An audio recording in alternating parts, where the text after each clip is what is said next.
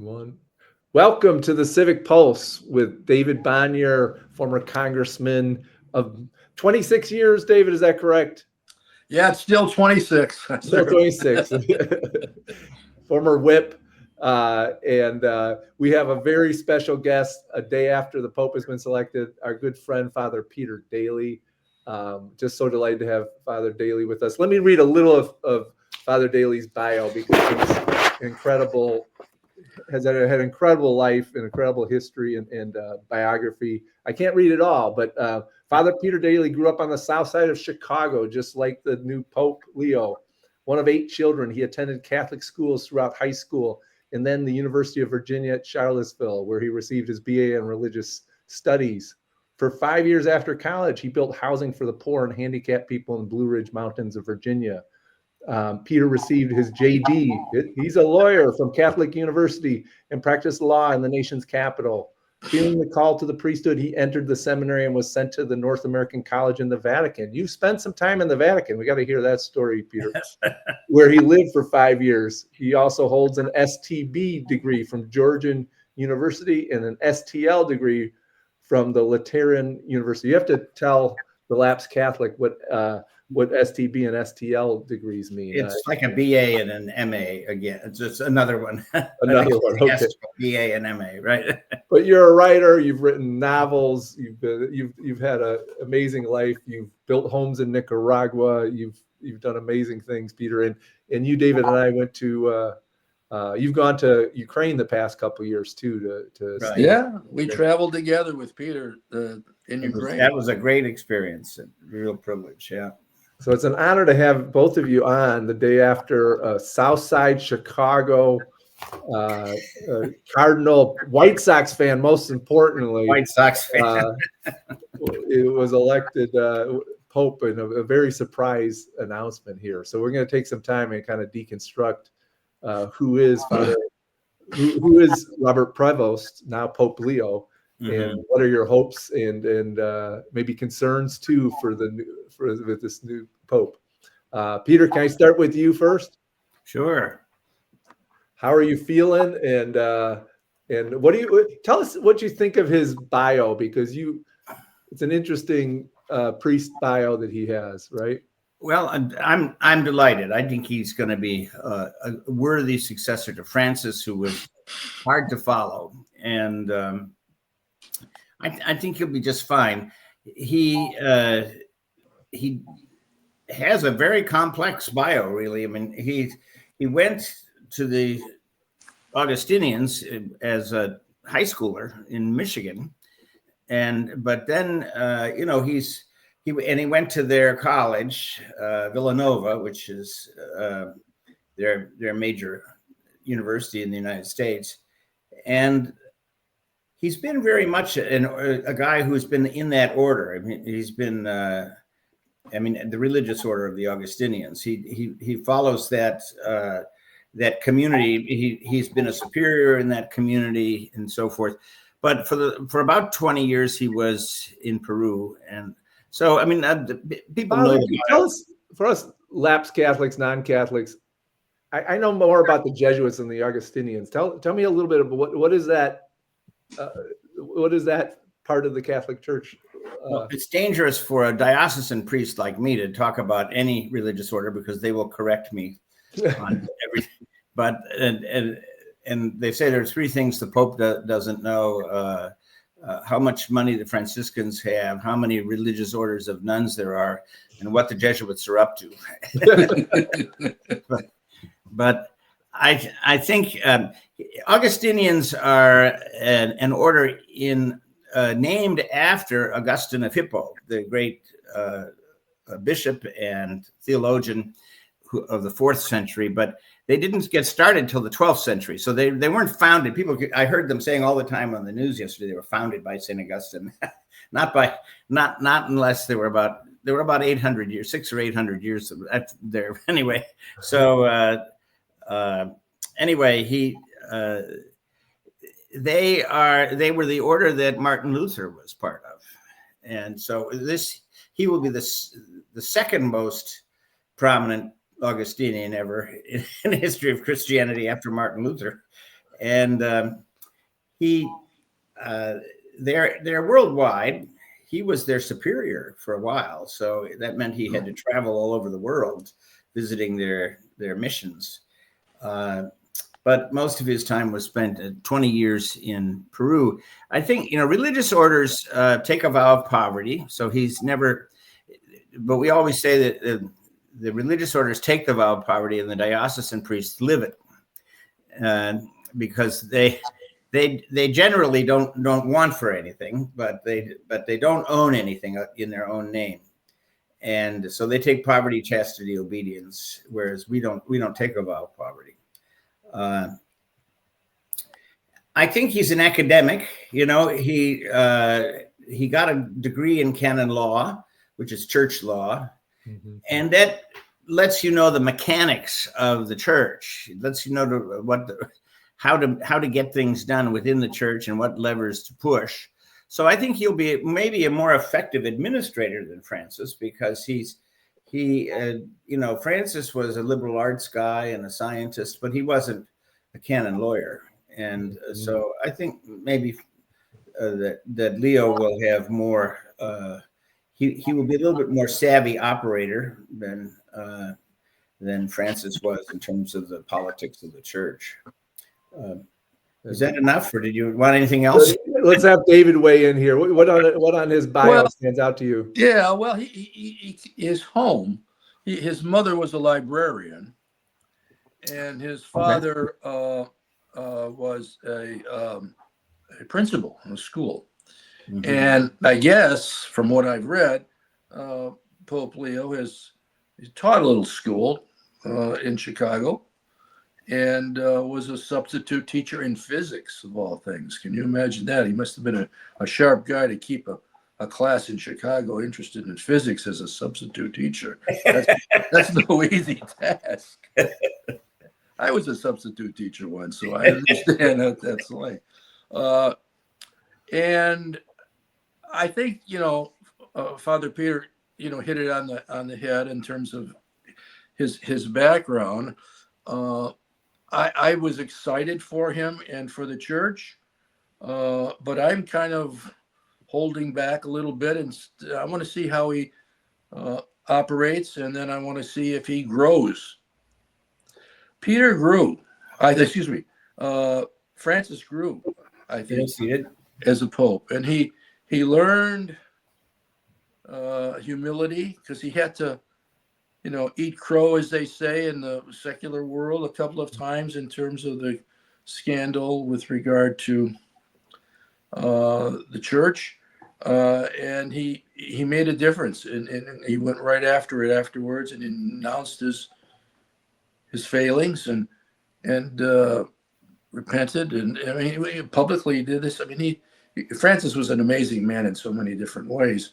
But I want to see how he progresses, Leo progresses in his pontificate. And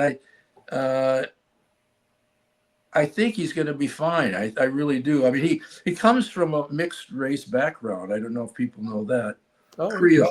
Creole. And his grandparents are from New Orleans. And so, he touches a lot of different things. And of course, I've always been interested, and Peter knows this, we've had long discussions about this, Father Peter and I, about Francis's position with respect to women in the church. I think that's really a key. And I know it's a difficult subject for these men and for a lot of where they come from, particularly in Asia and in Africa. It's a difficult subject to hurdle. And I think Francis went out to the track and set the hurdles. Let's put it that way. And the church didn't get over them. And they had a couple of meetings trying to decide whether women could take the special orders, which is a sacrament which gets you to the priesthood if you pursue it further. I guess Father Peter can talk to that better than I can. But anyway, let's see what he does with this. He's not been necessarily known for his position. He's very strict, I guess, from what I've read, on doctrine, Mhm. holding to doctrine.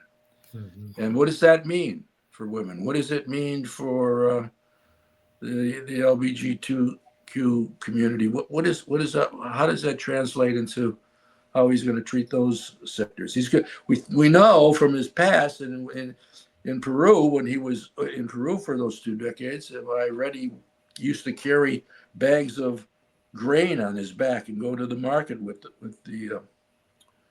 people. Well, that's kind of what Francis is like a little bit too. I mean, he lived humbly and really pushed the issue of being a shepherd and taking care of a flock. And I think he'll be fine there. But on these other tangential issues that are really key, I think, for growing the church in the United States and in Europe particularly, how is he going to do there? So, What's your thoughts on that, Father? Well, I think he has the missionary perspective on a lot of the first world issues. The issues that are big in the first world, I mean, in the United States and Northern Europe, are the LGBTQ issues, the divorce and remarriage, and Women's leadership. women, the status of women in the church in general, and priesthood in particular. Those issues are not big in the third world. They're not, well, what do we call the third world? They're not big in the developing world. And they're not important to many missionaries. And I think he's absorbed that. And he sees the imposing a kind of standard like on LGBTQ issues on the world as a kind of colonialism, a kind of Western colonialism. And so he will be less willing to take risks on that and perhaps less friendly to those concerns in the United States. So I think people who are looking for change on women's ordination or on acceptance of gay people are going to be disappointed. There's not going to be any change on that. Yeah. And that will suit the Africans and many of the Latin Americans just fine. They don't want any change. And so, you know, now on other issues, like on economic inequality, I think he'll be very good, or on issues like global warming and climate change and stuff like that. You can expect, I think, very strong leadership. Yeah. Forward-looking leadership, but those are not identified as kind of cultural colonialism. He took the name Leo. Peter, give us the history of that name and what that means. Right. Well, there have been a lot of them. You know, Leo the Great and stopped the Huns at the gates, but yeah, there are 13 of them prior to him. But the last one was an Italian who was an aristocrat, and it was at the end of the 19th century, and he issued a famous encyclical that became the starting point of Catholic social teaching in the modern era, called Rerum Novarum, New Things. The first line of the encyclical is usually the title, and so it's a new things have presented themselves to the church. And the new thing that was presenting itself to the church was industrialization and the large abandonment of the farm and people moving into huge urban centers where they were working in factories, and the dignity of workers. So late 19th century, right? Yeah, this is 1893. Yeah. 1893 was the encyclical, and on the anniversary of Rerum Novarum, almost every pope's significant anniversaries, like the 50th anniversary and the 100th anniversary, they issue a social encyclical, you know, basically talking about economics and the economic inequality. So John Paul II issued one, Pius XI issued one. So, but yeah, it started this modern tradition of social encyclicals. Encyclicals up until Leo had been mostly inward focused, you know, on church issues. An encyclical is a letter that is sent around to all the bishops, and they were addressed to bishops. Now, under Pope John Paul II, he began to address the letters to the whole world, not just, actually, maybe Paul VI addressed one to the whole world, but so, you know, they now have a kind of bigger audience than they ever had. It used to be just bishops, but now it's really the whole world. And, you know, Francis continued that. He wrote encyclicals that were of interest to the whole world, like on climate change, things like that. Laudato Si, which Laudato Si, which comes from Parliament. Saint Francis of Assisi's great hymn to nature. Praise be to you, Lord, for you know the brother sun and sister moon. And anyway, Leo XIII really was considered the champion of the working man. Now, it would have surprised Leo, who was an aristocrat, that he was the champion of the working man. But he established a couple of important things. First of all, employers should pay a living wage, not a prevailing wage or a competitive wage, not whatever you can get away with, but you have to pay your worker a wage which allows them to live. And the definition of that was, assuming they were all men, was that they could support their families and put aside for their old age, put aside something for their old age. So a living wage was the standard that Pope Leo set. And he said it would be that workers had a natural right to organize, and so that they should be allowed to organize unions. And that was the bomb that in that encyclical, because remember, it's in the 1890s. It's at a time when all union organization is considered communist, and nobody, the rich people don't want anybody organizing. So here was the Pope, the quintessential member of the upper class, saying people should have the right to organize. And he saw what was going on as absolutely, I think he used the words wretched and disgusting, and it was terrible back then. And the inability of workers to come together and then recognize their own common interest and fight for their own families and communities, it just drove him a little wild. And so he became this great, when I was in the Congress all those years, I often referred to Pope Leo's encyclical in Rerum Novarum and Pope John Paul II. I didn't agree with John Paul on a lot of things, but he was very good on workers' rights. Right, and he wrote an encyclical. JP2 wrote one praising Leo XIII's. Right. Yeah. I think that this is very Southside Chicago too, because this is where the even a Republican from the South Side, which is what he is, which is what Leo is, would agree that people should be paid a living wage and that they should have the right to organize and that they should have a right to be a member of a union. Now, that's not a prevailing view in the United States these days. We probably although it is changing back, interestingly enough, recently, since COVID, actually, it's gone the other way. And then the reason I think it's gone back, Peter and Brian, is because the people at the top are making so egregiously much more.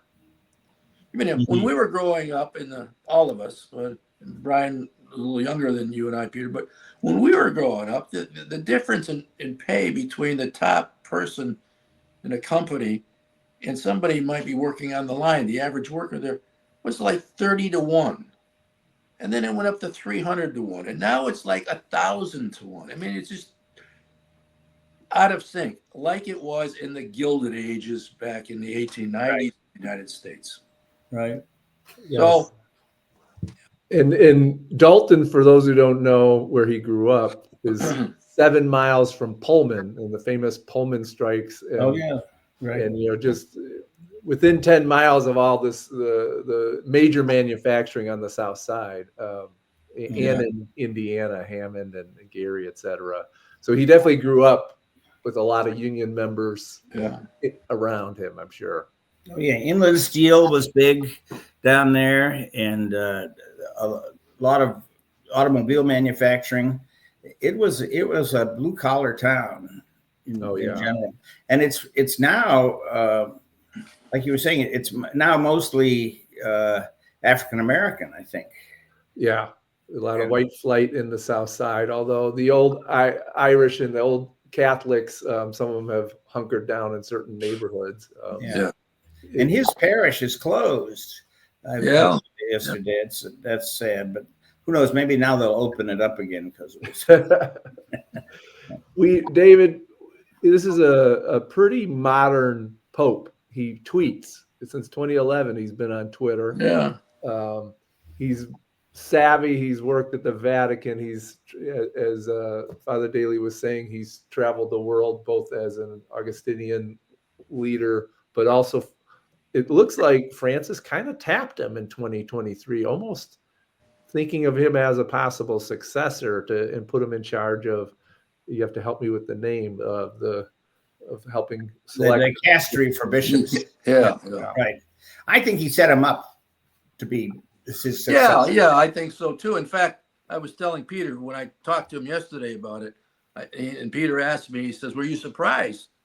And I said, "Well, honestly, if I'm going to be honest here, I said I didn't know like anybody else who was going to get elected pope. But when I was asked, I said, well, he was my first choice that we get elected. And then I thought I had the guy from Malta, Gretsch, and then maybe Tagle if they were going to go that direction, the guy from the Philippines. But I thought, when I read what he had been doing, that Francis tapped him. He'd only been a cardinal now for 2 or 3 years, but he got that position, as Peter mentioned, as giving the advice on who's to be the next bishop or the cardinal. Now, listen, I've been in politics a long time, and I know if you're elevated, you remember who did that.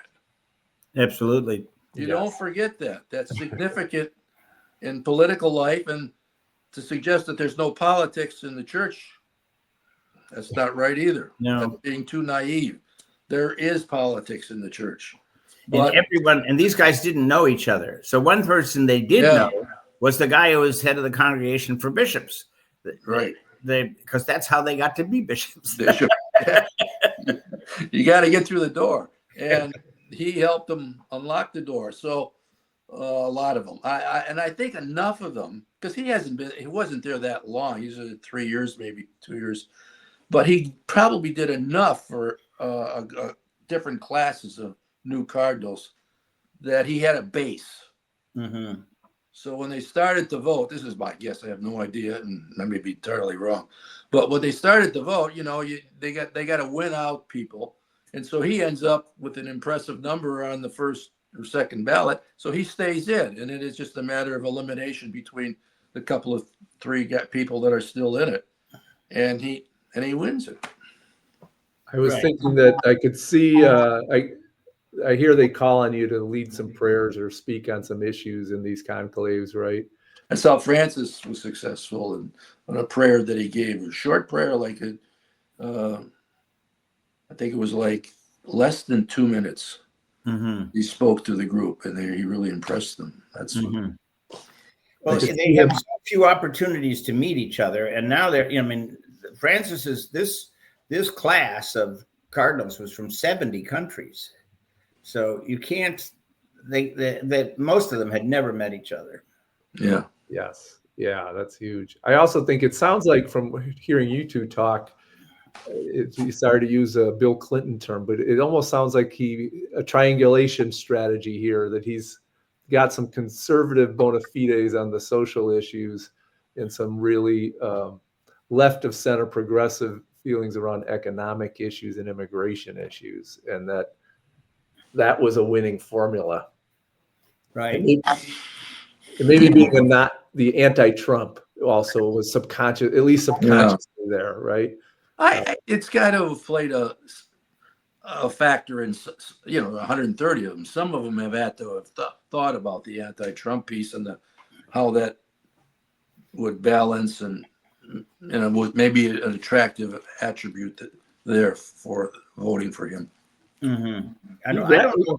Can he really be anti-Trump? I mean, is it? I think that the MAGA loyalty is to MAGA, not to the church. Oddly, though, many of them are Catholics, I think they'd throw the church over in a minute for that. Yeah. But I mean, he it's not about what he says necessarily; it's how he acts and how he behaves and how he, conducts himself, like Francis did in terms of setting an example by just being a international leader. That's really right. Significant. Well, the little symbolic things at the very beginning, the little cape, and the stole, the embroidered stole, that was a little message to the conservatives in the church. Right. We're bringing back some of the tradition. Yeah. It didn't play well with me, but it played well with a lot of people. Yeah. Peter, having watched the Dalys run Chicago for many decades, and I'm sure, I wonder if his political strategy will be go right at first and then go left. I mean, he publicly chastised J.D. Vance on when Vance came out saying that, trying to justify theologically what they were doing with immigrants, that you protect that Jesus said we protect your family first. And then Pope Leo, then Cardinal Prevost, tweeted that he got it incorrectly, that Jesus never said you should rank who you love. That was not part of it. So right. It's pretty interesting that he already has chastised the vice president on a social media app. But I wonder if the dance he's going to do is come out conservative on a couple social issues, build a little support there, and then try to kneecap Trump advance on immigration issues. Well, I hope that I hope he's strategic. I hope he thinks about that kind of stuff. Yeah. I hesitate to have a pope that tweets or whatever they call it these days, because I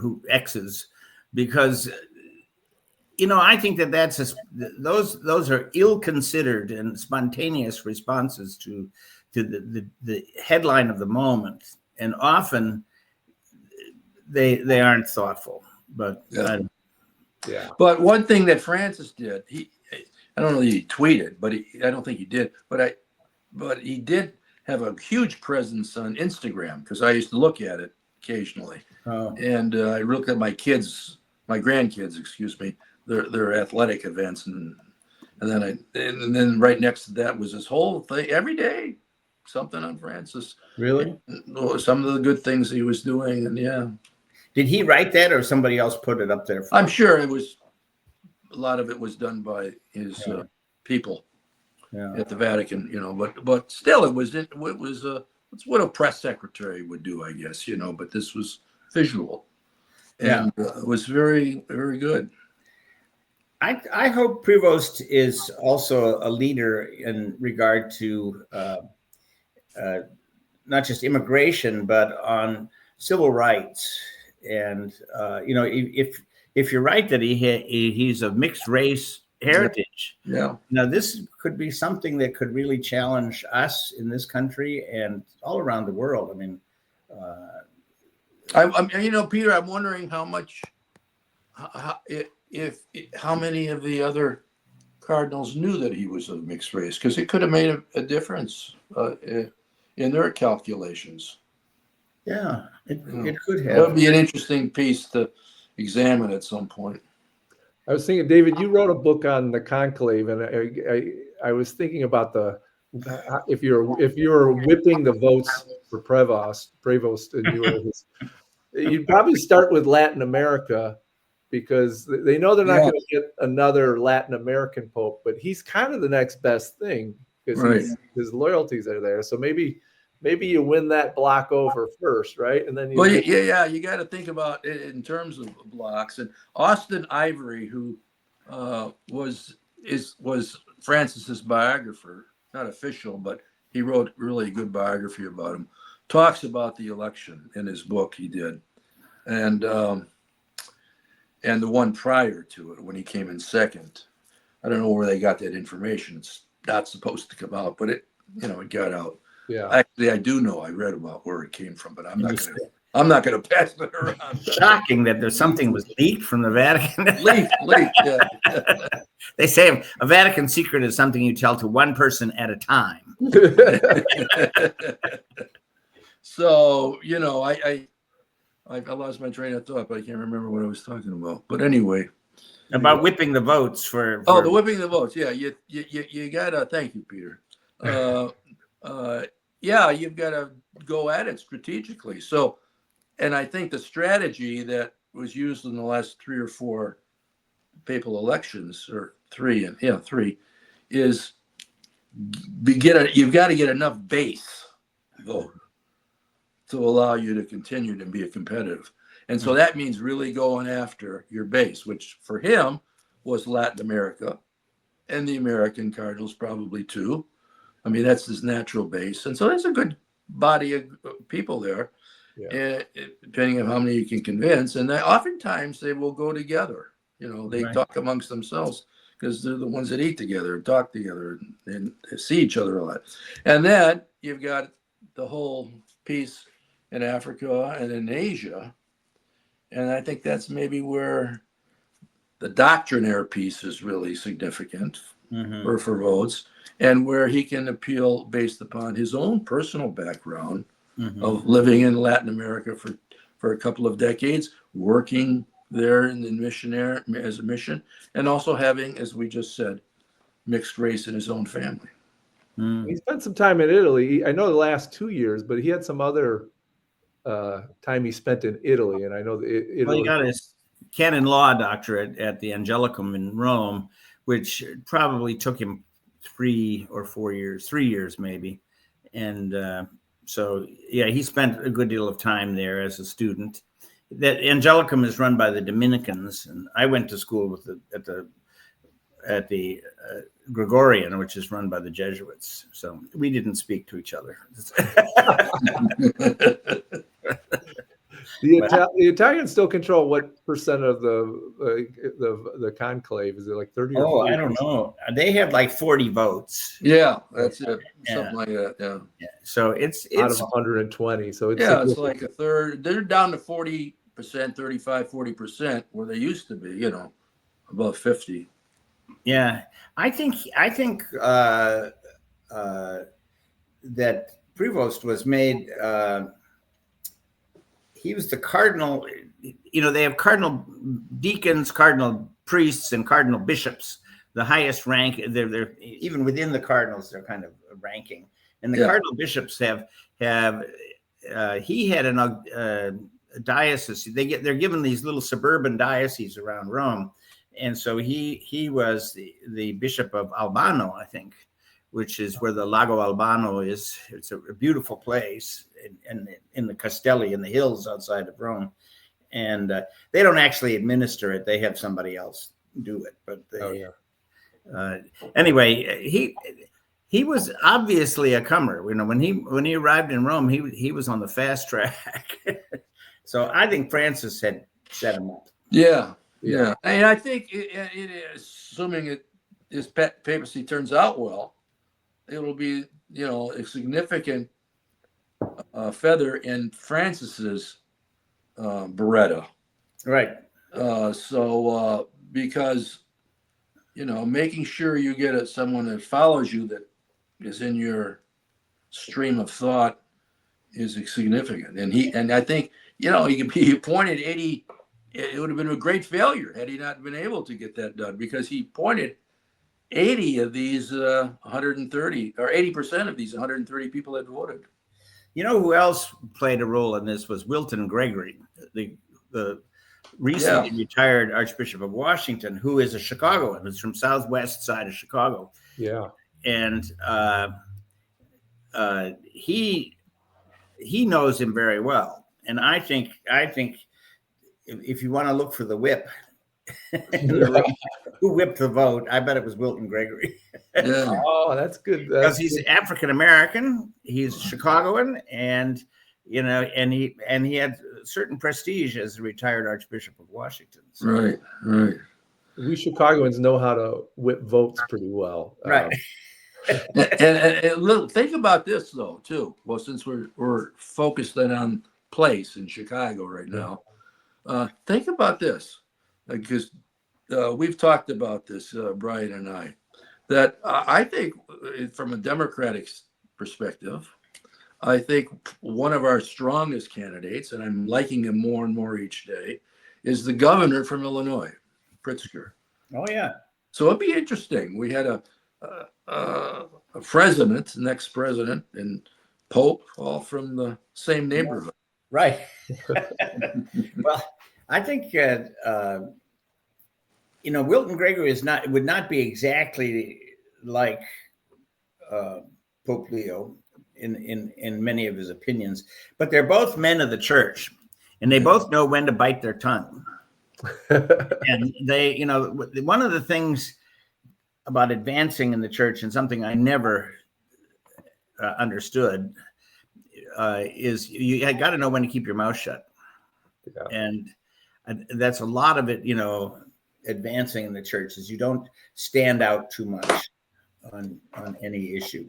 That's the rule of. Well, you did stand out. Well, I should tell our viewers here, and Brian, when Peter did not bite his tongue, and when he stood out and spoke out, when it was on McCarrick, he was right. one of the that first. Was one of my big ones. But yeah, Cardinal McCarrick and I had confrontation over the accountability of bishops for on child abuse. And yes. And he told me to sit down and shut up. He said, this is not the appropriate time and place to discuss this issue. And I said, if the middle of the worst scandal in the history of the American church in a closed meeting with our brother priests, this is not the appropriate time and place to discuss it, then you tell me the appropriate time and place and I'll be there. And there was this sort of inward taking of breath in the room. And then I sat down. But Father, I always held you in high esteem, and you've gone up even higher now with that story. Well, he was talking truth to power, and he was absolutely right, and it did take the church down quite a ways. And McCarrick turned out to be much worse than we knew. Yes, yeah, exactly. Let's finish with a little. His older brother's been on TV a lot. I saw like 5. YouTube in every channel. I think the brother doesn't mind a little limelight, to be honest. He's going to be like the Billy Carter of much more straight-laced Billy Carter, I'd say. He was former Catholic school principal and teacher, but oh really? Okay. So he's a good interview. But as someone who's has 2 older brothers, I definitely sense a little bit of like. Can't believe my younger brother got this.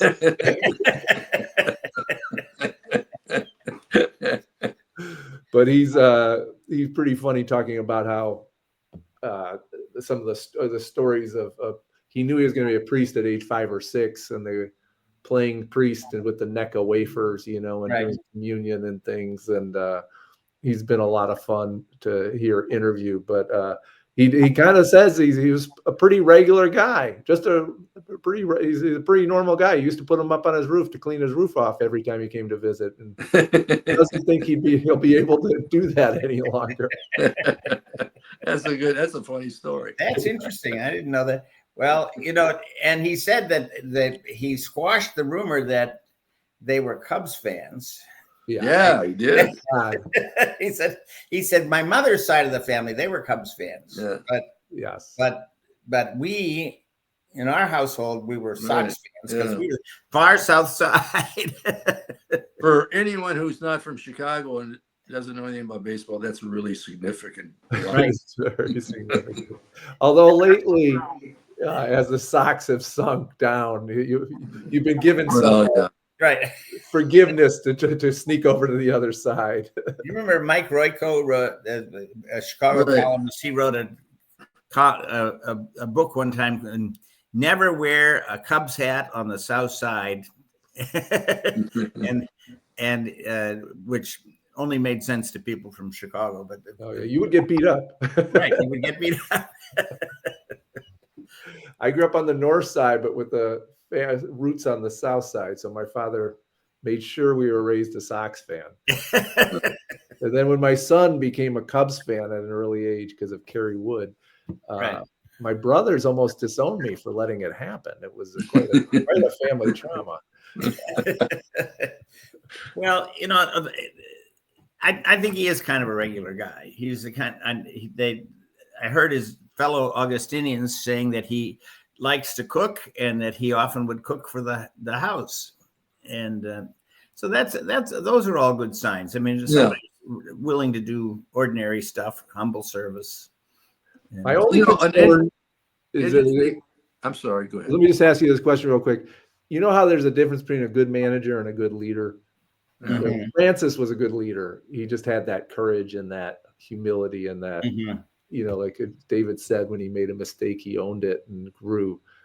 I do wonder if Prevost got elected partly because he's a good manager, but does he have that inner courage to get out there on a branch? We'll see. Yeah. We'll see. I suspect you're right. I think he's more a manager than a leader. But, you know, maybe the church's chaotic finances and rebellious curia, maybe they need a manager. Yeah. That's true. This might be the right time for a good manager.